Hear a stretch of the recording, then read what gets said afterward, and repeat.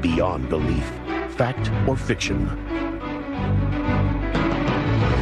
Hosted by Jonathan Frakes. Tonight, your challenge is to separate what is true from what is false. 5 stories, some real, some fake. Can you judge which are fact and which are fiction? To find out, you must enter a world of both truth and deception. A world that is beyond belief.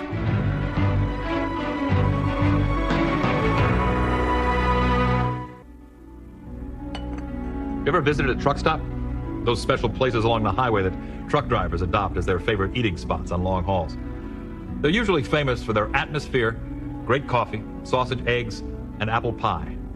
There's a lot of folklore about truckers. They're supposed to be experts on food, driving, life, and friendship. Trucker Dan Weaver's about to learn a lot more about all of them.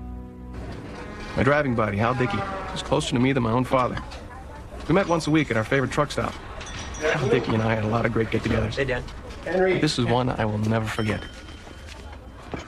Gloria, could you bring me... Here you go, sugar. 2 donuts and a cup of joe. After 5 years, you finally know what I always order. It's absolutely amazing. Well, you know, you got yourself a world-class safe food ride happening here, Dan. I'm not going to be the one to break that streak. Hey, Dan. What you gonna do? Start without me? Al. Hey, good to see you, buddy. You okay? Yeah. Save your seat. Thank you. Look outside for your rig, Hal. Where the hell are you parked? It's up the road. In trouble? Gloria! What's a guy gotta do to get a donut in this joint? Well, you tipped no wonder she ignored you. Hey. Dig in. Oh, sweet. Coffee and 2 glazed, would you? What's wrong with those? Oh, I see. You think you got cheated because they got holes in them? Funny. Just bring me another round. Yeah, okay. Fine with me, Gloria. Don't say hi. She in a mood today or what? Whee. Boy, what's he so weird about? Hal, I need your help. I've been up half the night out of my mind. It's a real dilemma, and I'm just torn. All right. This is that truck you've been looking at. So, you're wondering if you can afford it or not? Oh, no, I can't decide to go with the speed options or the towing package. And this is the dilemma you've been wrestling with? Yeah, it's a big decision. And I've been wanting something I could tow a boat or a trailer with, but on the other hand, do I want to give up highway speed? And I already decided to go with the oversized tires and the chrome wheels, so that's not an issue for me anymore. Oh, that's a relief. Boy, you sure are in motor mouth today. What the heck is that supposed to mean?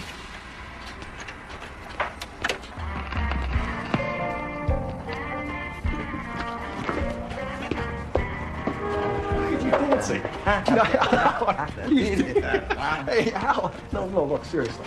No, I need your advice, you know. What the heck am I going to do? To be honest, I'd say it's time to get your priorities straight. So you're leaning towards the towing package. You know, I had a hunch you'd go that way? Save your money. That thing hasn't been working for a week. Gloria, one dance for the road. Watch it, Buster. I didn't do nothing. I'm working on one of my migraines. You picked the wrong day to mess with me. Gloria, I didn't mess with you. It was him. Him. You need to take some time off. And you need to keep your damn hands to yourself. Or else. Why don't you say something here? You're getting me in trouble here. I'm trying to keep you out of trouble, Danny boy. Yeah, I better go out and come back in, because you lost me on the curb. You asked me how you ought to spend your money. I know you haven't saved a dime. And before you commit yourself to 6 years of payments, you ought to put a little something aside for your wife. A little emergency fund, like you got. I don't need no emergency fund. My wife, like you, has never been able to hold on to $1. So I set up a bank account she doesn't even know about it. Each week I put away a little. Well, if something ever happens, how's she even gonna know about it? You're clued in now. Anything ever happens to me, you let her know it's there. And you ought to set something aside for your wife, just in case. I'm young, I'm a good driver, nothing's gonna happen. You never know when it's your time. Now you're spooking me worse than Gloria. And all this is off the subject. What about my truck? What about your family? That's dispatch. Better check in. Yeah, you go make your call. I'm wasting music here.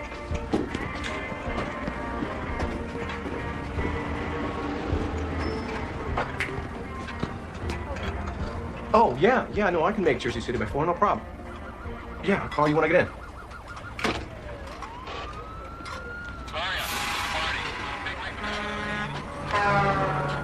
Yeah, I got it, Barney. Pass it along. Where'd he go? Who? What do you mean, who? How? Dan, I don't know how to put this, but, Hal's rig was in a crack-up den at the I-80. It was real bad. Whoa, what are you talking about? He was at the table with me. I just got the call. Hal didn't make it. I'm really sorry. I know how close you two were.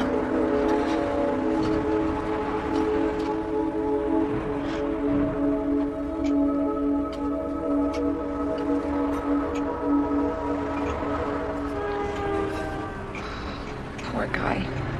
He's been acting odd ever since he got here.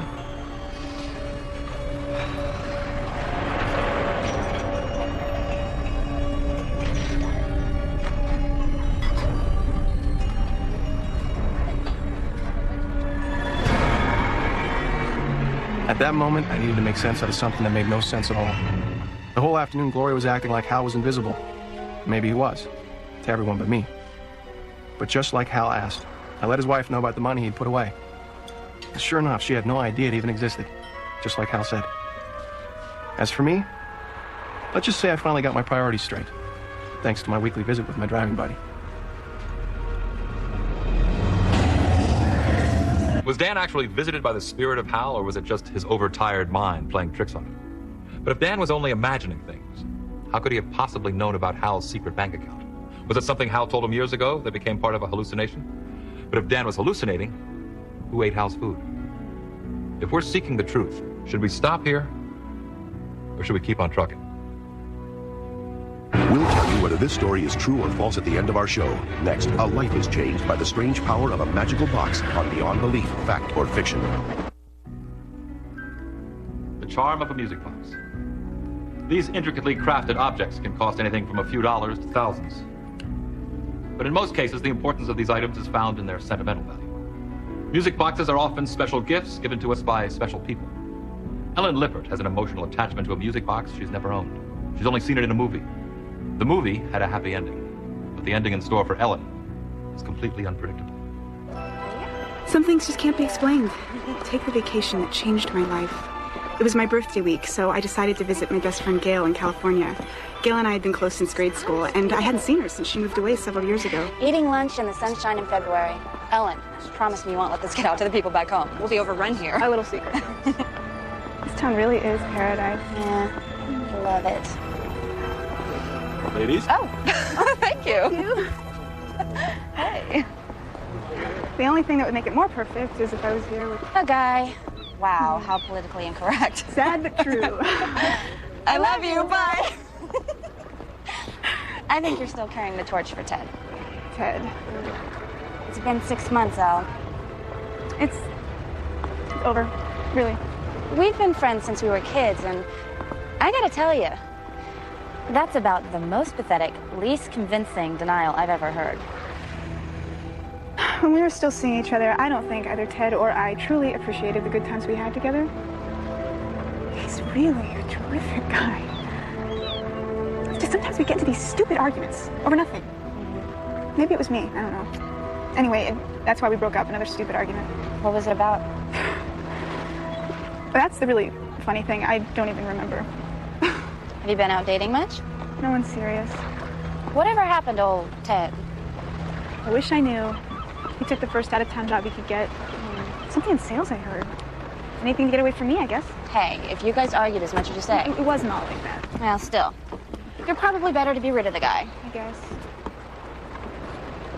Unbelievable! What? His music box. Ted and I looked everywhere for one just like it. I first saw it in this movie, a Charles Bronson film, believe it or not. Charles Bronson? Was there like a bomb in the music box? Did the little dancers shoot tiny machine guns? It was actually a romance called From Noon Till 3. Charles Bronson spends a few romantic hours with this young widow played by, what's her name? His wife? Jill Ireland. That's her. Anyway, they danced together in this movie, and the woman owned a music box just like this one, with a dancing couple on it. It was so romantic. You're getting me all teary-eyed. Ted and I hit probably every antique store and jewelry shop in Baltimore trying to find one of these. Never had any luck. Honey, Ted's out of your life. Don't torture yourself. Forget the music box, okay? It's all settled. Good. I'm gonna buy it.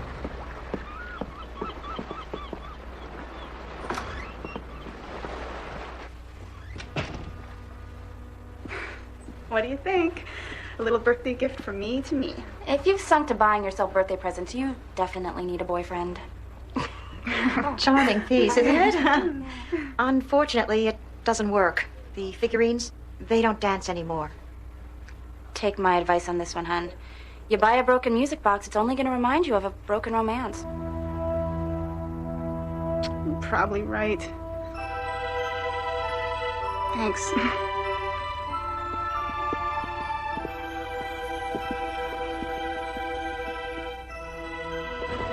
I know just what somebody in your frame of mind needs right now. What? There's an ice cream parlor in the next block.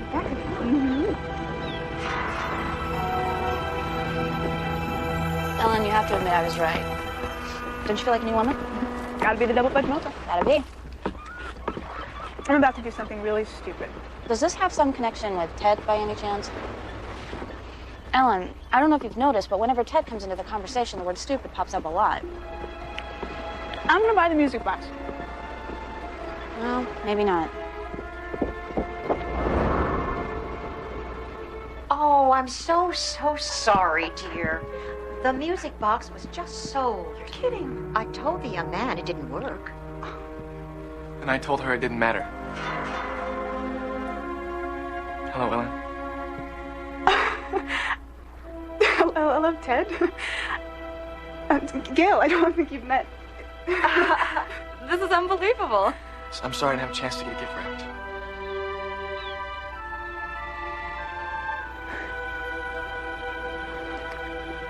Happy birthday.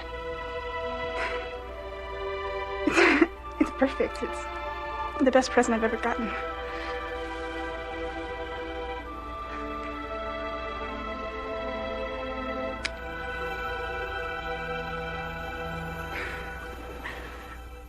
Like I always say, some things just can't be explained.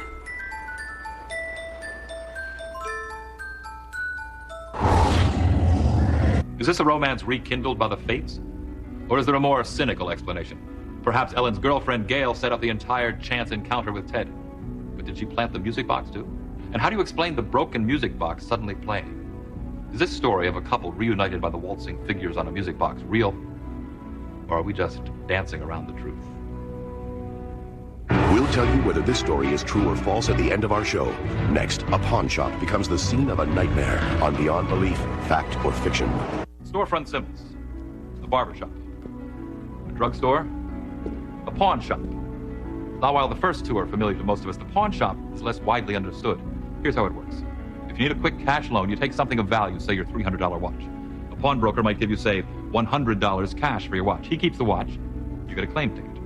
To get your watch back, you must come back in the agreed-upon time, pay back the $100 plus an additional finance charge. If you fail to return in the agreed-upon time limit, the pawnbroker is free to sell your watch to someone else. This whole exchange process is very important to our next story. A story in which a young man named Ron Morrison finds he's holding a ticket with fate. I never thought I'd be doing business with a pawn shop, but I got myself into bad money trouble. So I pawned the watch my folks gave me for college graduation. Probably cost them $1,000. All I got for it was $150 cash. Lucky for me, my buddy Jerry came through with the money so I could get the watch out of Hawk. Here you go. 150. Still hot from the ATM machine. You saved my butt, man. Gee, here I thought I was saving your watch. Come on, let's get this over with.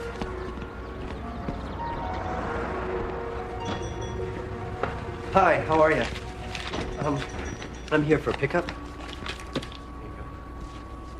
Yeah, nice watch. I remember it.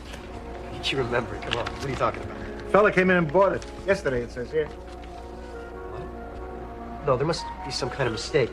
Can you check the number again? See, I called 2 days ago for an extension.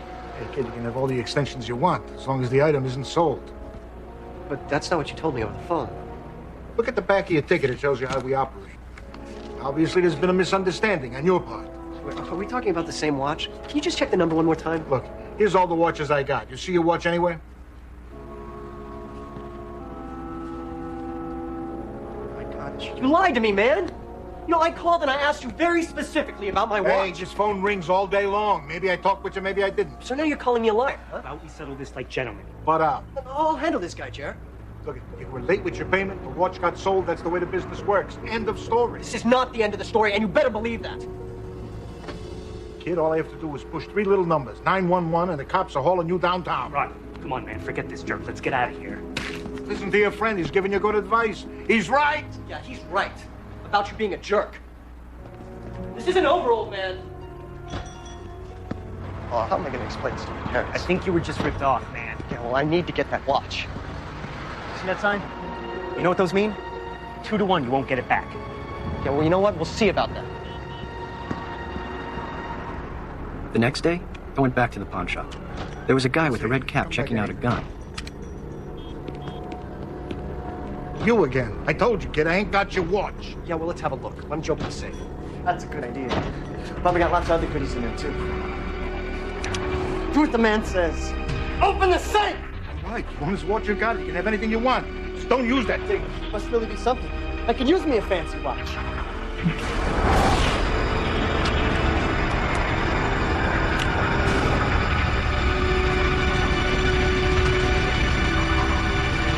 Whoa, man, then what happened? What happened? What happened is I woke up. I was sweating like a pig. The dream was so real. What do you think it means? Your dream? Yeah. I don't know. Don't eat spicy food before you go to bed. It was just a dream. It doesn't have to mean anything. This was more than a dream.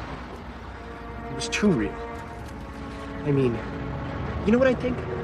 I think that pawnbroker lied to me. I think it's some kind of scam. I think he never sold my watch. Because of your dream? Sounds like a long shot to me. Maybe. But if it's a long shot, it's the only shot I got, right? I'll be right back.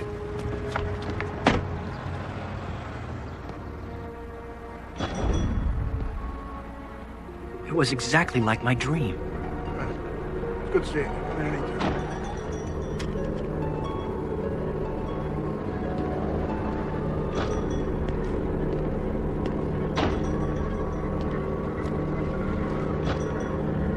What's this?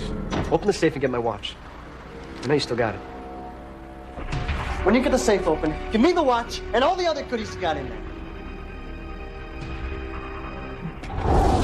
Back out of here! You're not stealing my watch!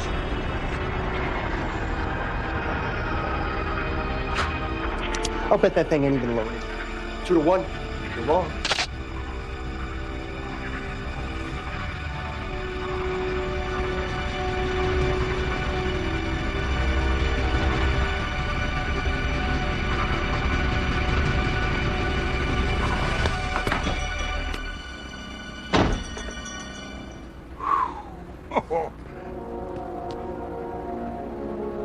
Thanks, pal. But you know, there's no shells in this shotgun. I know. I know. Just like I know you still got my watch.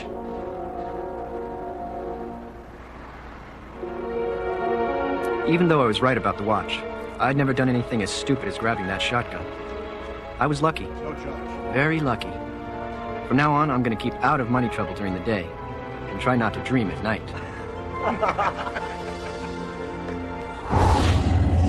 Was it just happenstance that Ron had that dream? Then how do you account for such strong similarities between his dream and the actual incident in the pawn shop?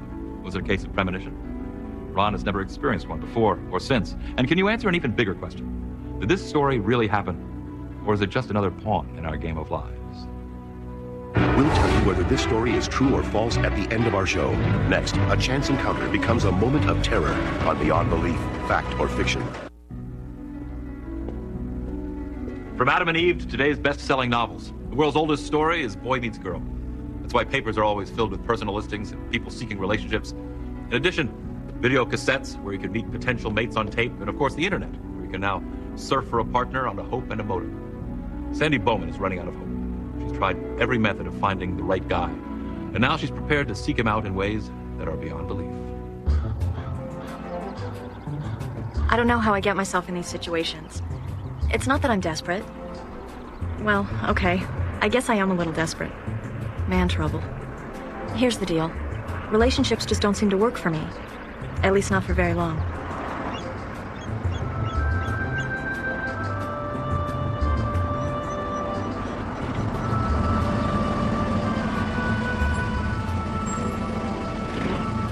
I've read all the self-help stuff, done couples counseling, worked on my inner child, meditated, and prayed in every religion known to man. All without a bit of luck. Then my friend Marcia had a strange suggestion.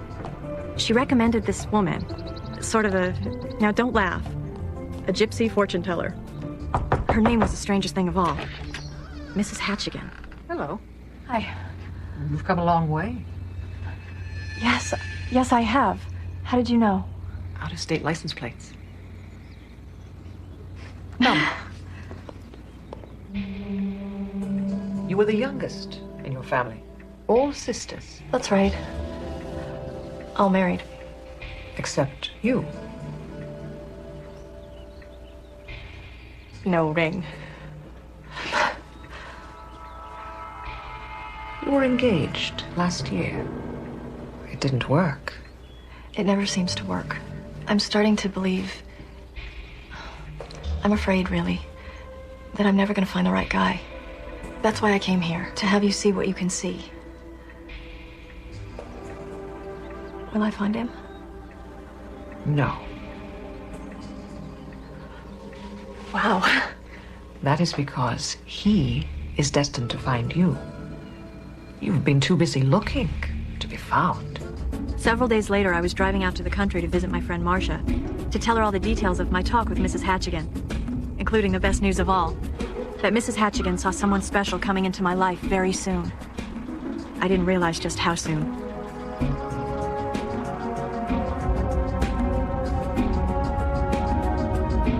I'd never picked up a hitchhiker in my life. Sorry, but this guy was gorgeous.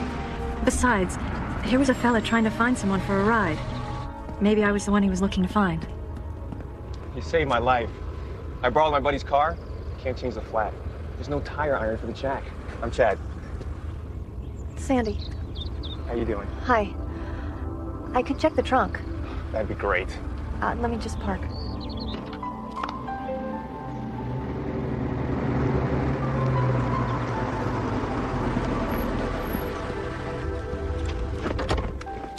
Really appreciate it.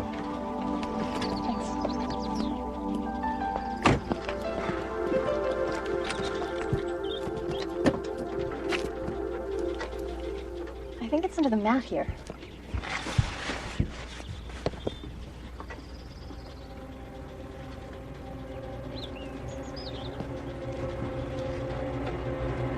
What are you doing? Just checking to see if you got a cell phone so I can call my friend. I'm really late. You don't mind, do you? Give me my purse back. I'd like to go now. I can't do that. You'll ruin all my plans. Get in the trunk. I'm gonna take a little ride. Where are you going?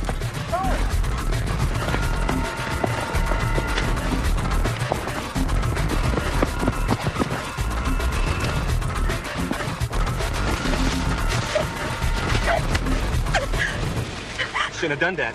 Now I'm gonna have to punish you.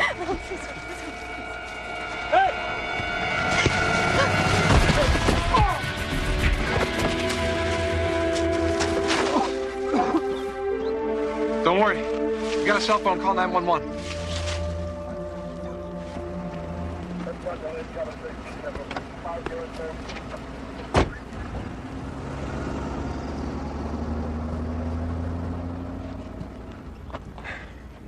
Sure you're gonna be okay?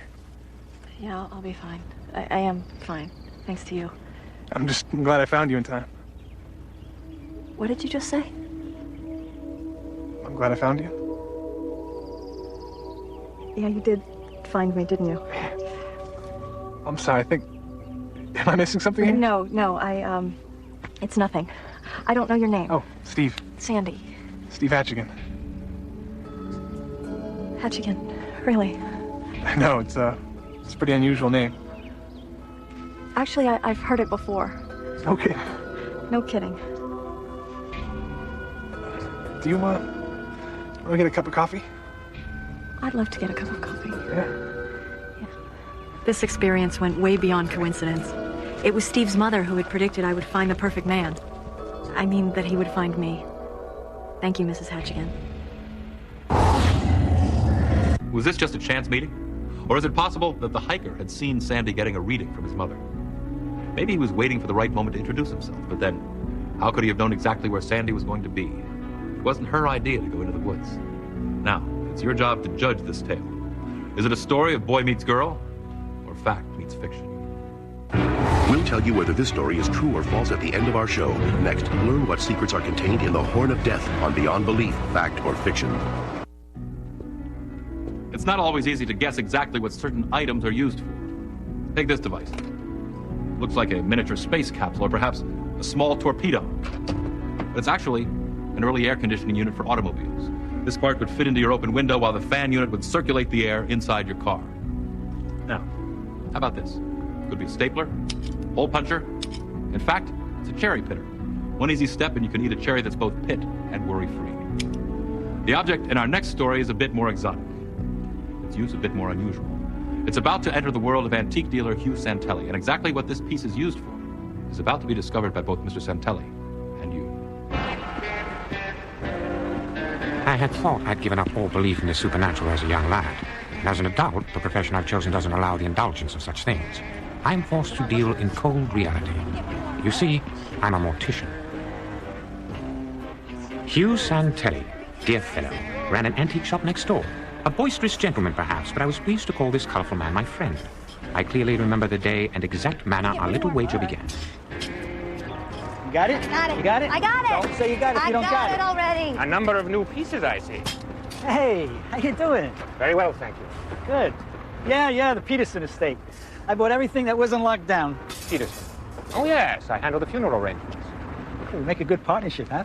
You bury them, and I pick up all the pieces. They just don't make pieces of this quality anymore, huh?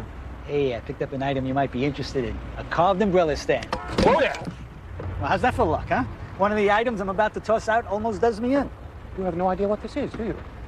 No, not the foggiest. I got the shade over there. Here. It still works, but I don't know of an orchestra in the country that could use one. This is not a musical instrument, Santelli. This is a death horn, once commonly used in my profession. Run that by me again? A death horn. Decades ago, before sophisticated medical procedures were widely known, it was not unheard of for people to be mistakenly buried. Often they were comatose patients who simply showed no signs of life. Where does the horn fit in? Many people had a fear of premature burial, so they had one of these installed in the casket, reaching from the burial vault to the surface of the ground. You're kidding. The theory went, if you wake up in your coffin, you give one of these a toot and keep tooting till help arrives. Of course, modern medicine has made these items as useless as a buggy whip. Still, as an oddity of my profession, I could take it off your hands for, say, $25. You gotta be kidding. This little baby's off the wall enough for me to sell to one of my, how shall I say this, eccentric buyers? Oh, a good theory, perhaps. But if you tell them what this item was really used for, I'm afraid it'll be a hard sell indeed. You forget who you're talking to. I know only too well the curse of all things associated with the death trade. I needn't remind you of my dating history. Hey, if I could sell antique bed warmers to rich old ladies with central heating, I could sell this puppy. A foolhardy boast, I assure you. Perhaps you'd care to back it up with a little wager. Wager? Happy to. I'll tell you what, if I don't sell this by the end of the week, it's yours. Let's toss in dinner, just to make it interesting. Deal. 1 week from tonight. Dinner at Piatti's. I trust you like Italian food. Don't eat your noodles before they're cooked. Santelli went about the business of trying to win our wager. Mr. Yamaguchi, good to see you. I have this very special, unique item. It was used here in America years ago in the funeral trade. What about this nice stagecoach? You see, in olden days, these were installed in caskets when people were sometimes buried prematurely. And if you woke up buried alive, all you did was... Huh? What do you think? Hey, price is not a factor. I'm willing to accept any reasonable offer. Anything. No sale? See you tomorrow. Night. Night. Hi, hon. Nah, I'm afraid you're on your own tonight. Yeah, I lost a bet. Gotta take Lockwood to dinner. Well, how do you think I feel? Hey, it'll be fun. Yeah, I'll be home as soon as I can. I love you.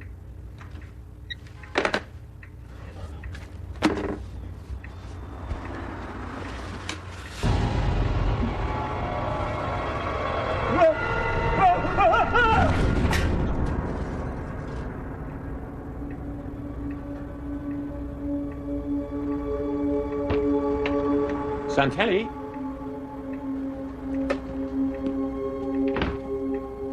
Santelli! It was odd. I had talked to Santelli not half an hour before. I proposed meeting him at the restaurant. He suggested we meet here at the store and drive together. If he had changed his mind, why wasn't the door locked? Santelli. Is that you?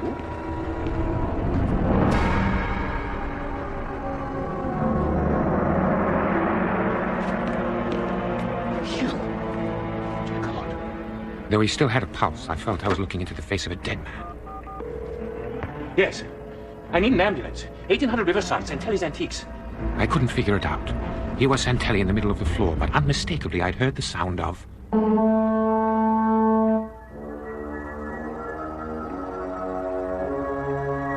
The paramedics arrived just in time. Somehow, the death horn had done its job. If the horn hadn't blown, Hugh Santelli would surely have died on the floor of his shop. But what made the horn sound when nobody was around to blow it? Is it possible that some air current from a vent caused the sound? If so, how could it have been so loud and so strong? Could it be that Hugh Santelli telepathically willed the sound to save his own life? Or did the horn itself summon some human-like spirit to perform the job it was built to do? Is this story of the possessed antique based on fact? Or are writers just blowing their own horn? Next, you'll find out which of our stories are true and which are false when Beyond Belief, Fact or Fiction returns. Now it's time to find out which of our stories tonight are inspired by actual events and which are totally made up. How about the truck stop that was visited by the invisible spirit? Was this true or false? I'd say it's time to get your priorities straight. So you're leaning toward the towing package. You know, I had a hunch you'd go that way? Save your money. That thing hasn't been working for a week. Gloria won dance for the road. Watch it, Buster. I didn't do nothing. I'm working on one of my migraines. You picked the wrong day to mess with me. Gloria, I didn't mess with you. It was him. Him. You need to take some time off. And you need to keep your damn hands to yourself. You think we created this story? You're right, it never happened. What about the romantic story of the couple brought together by the mystical music box? Fact or fiction? What do you think? A little birthday gift from me to me. If you've sunk to buying yourself birthday presents, you definitely need a boyfriend. Charming piece, isn't it? Unfortunately, it doesn't work. The figurines, they don't dance anymore. Take my advice on this one, hun. You buy a broken music box, it's only going to remind you of a broken romance. Does this sound like one we made up? Not this time. Our research shows it happened on the West Coast in 1995. Let's take another look at the story of the young man in the pawn shop incident. True or false? What's this? Open the safe and get my watch. I know you still got it. When you get the safe open, give me the watch and all the other goodies you got in there. Back out of here! You're not stealing my watch!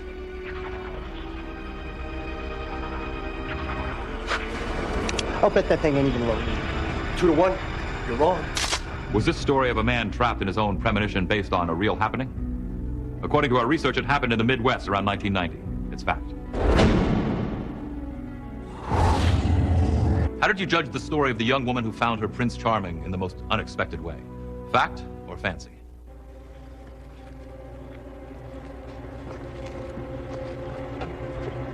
What are you doing? Just checking to see if you got a cell phone so I can call my friend. I'm really late. You don't mind, do you? Give me my purse back. I'd like to go now. I can't do that. It'll ruin all my plans. Get in the trunk. I'm gonna take a little ride. Where are you going? This story is based on a real event discovered by our research staff. It happened in Miami, Florida. It's fact. let's take another look at the story of the antique dealer whose life was saved by an unusual object. This is a death horn, once commonly used in my profession. Run that by me again? A death horn. Decades ago, before sophisticated medical procedures were widely known, it was not unheard of for people to be mistakenly buried. Often they were comatose patients who simply showed no signs of life. Where does the horn fit in? Many people had a fear of premature burial, so they had one of these installed in the casket, reaching from the burial vault to the surface of the ground. Did you think this one really happened? If you did, we whistled one right past you. It never happened. It's false. Once again, we've demonstrated that fact and fiction are like two colors side by side on the same palette. Dip the brush in one color at a time, and the result is a basic color. But mix them together, and you end up with a combination whose color can only be described as beyond belief. I'm Jonathan Frakes. The stories entitled The Music Box, 2 to 1, and Damsel are true, based on first-hand research conducted by author Robert Tralins. For Beyond Belief, Fact or Fiction, this is Don LaFontaine.